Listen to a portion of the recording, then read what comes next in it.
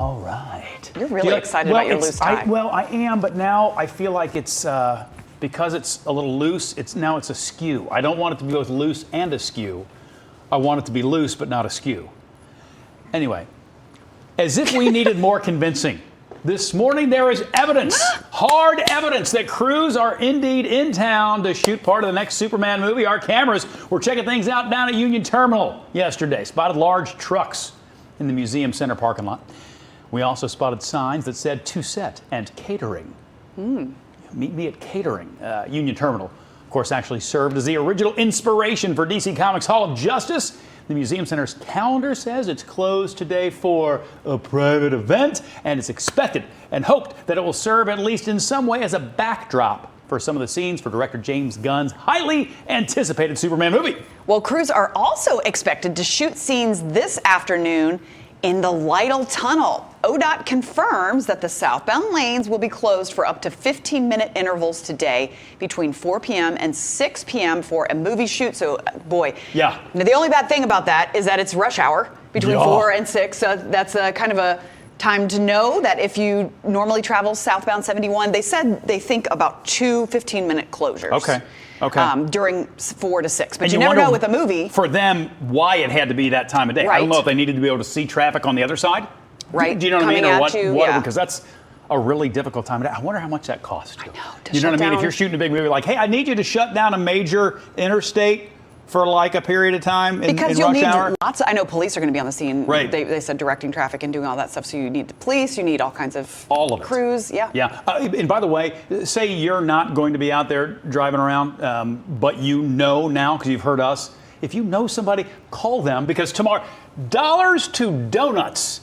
There will be phone calls and posts. I didn't know the thing was going to shut. We've been talking about it for like 4 days. Yeah. So if you know anybody's going to be out there, tell them, and then please tell them to start watching us as well. Yeah, that's right. That would be great. We'll let you know about stuff. Yeah. Hey, one of the most decorated players in Xavier basketball history, who I loved to watch out on the court for the Musketeers, going to have his jersey retired. Trayvon Blewett's number 5, going to go up into the rafters.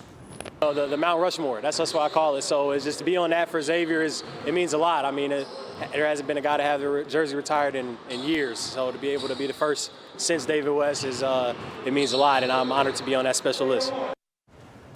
Blewett was part of 4 NCAA tournament teams, including an elite run in 2017, a pair of Sweet 16 appearances as well. He is one of 13 players in Big East history to earn first-team All-League honors 3 different times. Blewett's number 5 will be the 5th former Xavier men's basketball player to be up there hanging in the rafters. You can see behind there, you got Byron Larkin up there, you got David West up there, Brian Grant's up there, Tyrone Hill. Anyway, Cintas, you'll be able to look up and see Trayvon Blewett's number as well. By the way, tomorrow, the Xavier alumni team, it's called Zip 'em Up. Oh, is that tomorrow? We'll be playing in the basketball tournament, which is a collection of alumni players from different schools. They put teams together and they play in this tournament. I think Xavier's team, the Zip 'em Up team, I think is ranked 2nd in the Cincinnati region. Okay. But if you get all the way through this thing, I mean, it's a national thing. If you get all the way to the end, your team wins $1 million. Wow, that's a lot of money. Yeah. Is there a place to watch it? You can. I'm not even sure where the Cincinnati regional ones are being held. Okay. I mean, I think you can go to the games because there's a UK team as well called La Familia. So because John Calipari always refers to his players that way, and these are guys I think who all played for Calipari. But they, I think, scrimmaged the current Kentucky roster just to get some practice in for both the current guys and the guys who will be playing in the TBT. That's so fun. Yeah, it's pretty neat. All right, staying on that sports line here, we are expecting to hear who will be inducted into the Bengals Ring of Honor this year. Voting closed a little more than a month ago.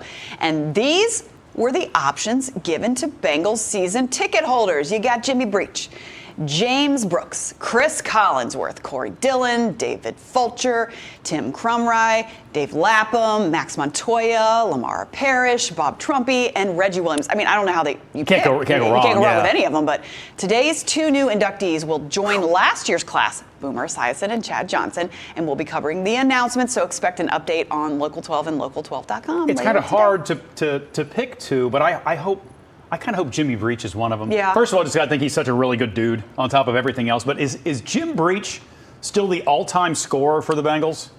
At one point, I know he was. I don't know. I'm not sure. I'm I don't know. I'm gonna double check but that I at some can point. confirm that he's a good guy because for a while I was on younger days. I was on his young professional volunteer for his organization. foundation or whatever. Foundation, and just. Yeah, just a good dude. Yeah. But I mean, wait, I'm sorry. I'm screwing. I was not on Jim Breach. I was Wikipedia on a says different one. yes, by the way, you were Doug Sorry. Pelfrey. Doug Pelfrey. That's who I was thinking Also of. a good but dude, Jim though. Breach also did stuff with us. That's why I was confused. But Got it. I've met him several times, and he's just so nice. But Doug Pelfrey also, incredible. But Jim Breach, I don't know, Corey Dillon maybe? Hard to say. But Lapp, why not Lapp? Why not Lapp? I mean, gosh, how do you Collinsworth? Collinsworth? Anyway, it'll be interesting to see where we land. And the season ticket holders and suite holders are the ones that vote on that, right? Correct. I think they get first to do regular fans get any I don't say? remember. Or do you have I'm to a be season ticket holder, holder? but I think my husband is the one that did the voting. I don't even remember that. But did you ask him? No. Oh my gosh, text him. Text him right now and ask him who he picks? You don't have to do it right now, maybe during the break, but I want to know. Okay. I'm very curious. All right. Hey, you cannot deny the power of Cincinnati chili.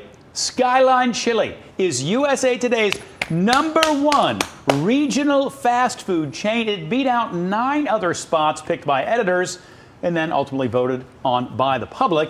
Cincinnati has won in several other 10 best categories this year, including Best Street Art, Best Botanical Garden, Best Marathon, and Best Riverwalk. Yeah. Right? Like, that tells me 2 things. 1, we live in a really, really cool place. Right. 2, we will vote. Cincinnati, if you ask us to vote in a national or local poll, we will vote for our stuff, yes, man. We are very passionate. We are proud about our stuff. Especially when it comes to chili. Yeah. And but they said like places like In-N-Out Burger and like places that you know of, even if you don't live in the places where those things are popular. Yeah. So, way to go, Skyline Chili. There we go. Sure, you could stop watching now, but let's be honest, you want to see more. So click some of those links, or better yet, go ahead and tap subscribe. That way you'll catch more content from Local 12.